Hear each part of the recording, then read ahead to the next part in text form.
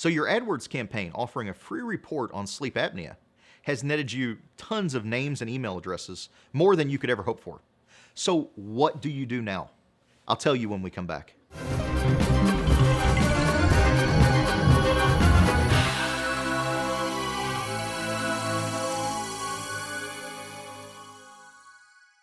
Colin Receveur here this fine July 10th, and we're continuing our series on lifecycle marketing.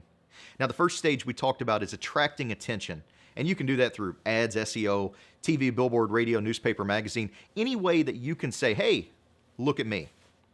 Secondly, you have to capture those leads, and this is where you really find out who's interested by getting your prospects to raise their hand.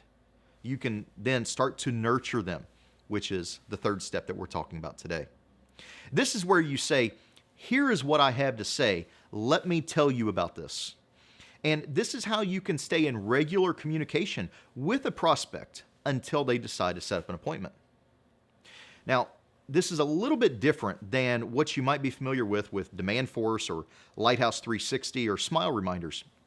Those are internal marketing tools. Those three tools can keep you in touch with your current patients and do appointment reminders and reactivations and whatnot. But what about for people that aren't your patients yet? How do you keep in touch with them and keep your name in front of them more and more and more often?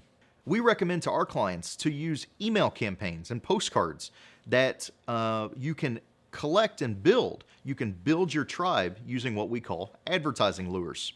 Advertising lures are just like fishing. You put a little jig on the end of your string, you drop it in the water, and you catch fish. With advertising lures, you need to give people information that sets you up to be the expert. Free reports on sleep apnea or dental implants or how to have the smile that you love and eat the foods you love again and smile with confidence. These are reports. This is information that you can give away to prospects in return for their name or email address or even full mailing address so that you can, again, send them more information and keep your name in front of them. If you're not using automated email marketing, stop being a Luddite right now. Check out my podcast, one of my favorite podcasts of all time, from March 18th about the benefits of email marketing. With quality content in your emails, quality content in your free reports, which we talked about just last month, you can turn more of those prospects into paying patients. Converting sales is our next topic that we're going to talk about on tomorrow's podcast. I hope you'll join us.